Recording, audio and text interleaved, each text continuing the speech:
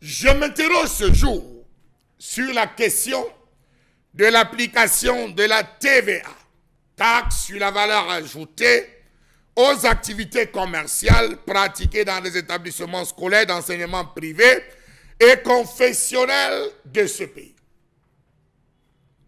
Dans un communiqué signé, le chef régional des impôts du centre a informé les promoteurs des établissements privés d'enseignement de formation laïque ou confessionnelle de la fin de la période d'exemption du paiement de la taxe sur la valeur ajoutée, TVA.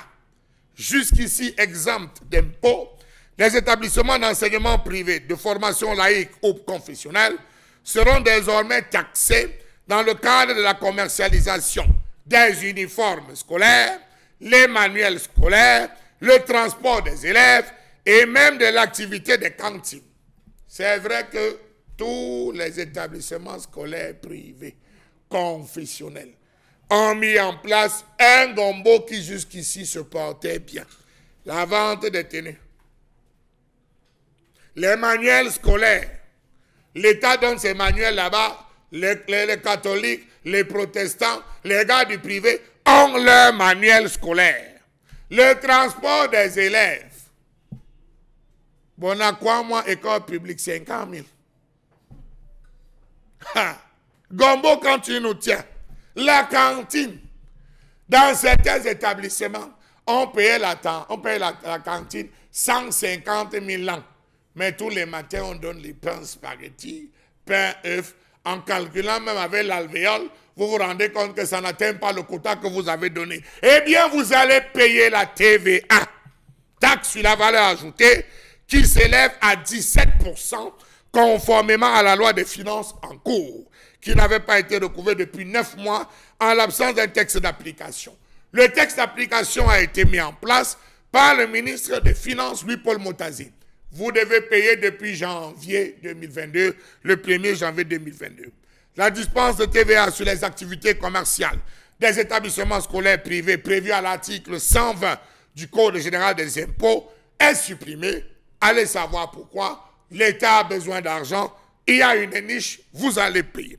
La TVA sur les opérations en cause sera facturée, collectée et reversée par les établissements compte tenu de leur régime d'imposition. Vente des uniformes, manuels scolaires, transport des élèves, activités de cantine. Ensemble d'activités commerciales pratiquées en dehors des textes réglementaires qui interdisaient la vente des tenues. Tenues scolaires, tenues de sport. On a des proviseurs, on a des censeurs, on a même des fondateurs qui avaient gagné leur marché en Chine. Ils partaient passer des commandes pour venir vendre dans les établissements. Vous allez payer. La loi est claire à ce sujet. Les taxes, encore les taxes. C'est tout ce que l'État sait faire, c'est bien. Au lieu que l'État, c'est bien beau sur le fond, mais nous attendons à ce que l'État procède à une homologation du coût des frais scolaires.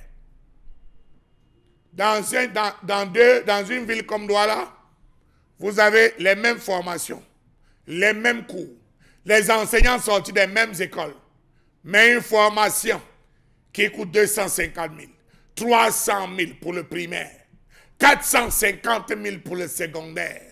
Pourquoi l'État ne peut pas procéder à une harmonisation des coûts scolaires? En le faisant, c'est bien beau.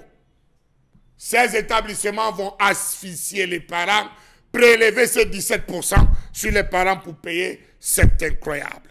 Savez-vous que l'application de la TVA dans ces établissements aura un effet boomerang sur les prix des pensions scolaires qui se sont déjà vus augmenter pour ce qui est de la ville de Douala? On a tout augmenté. Les transports, la cantine, les fournitures scolaires. On a augmenté encore.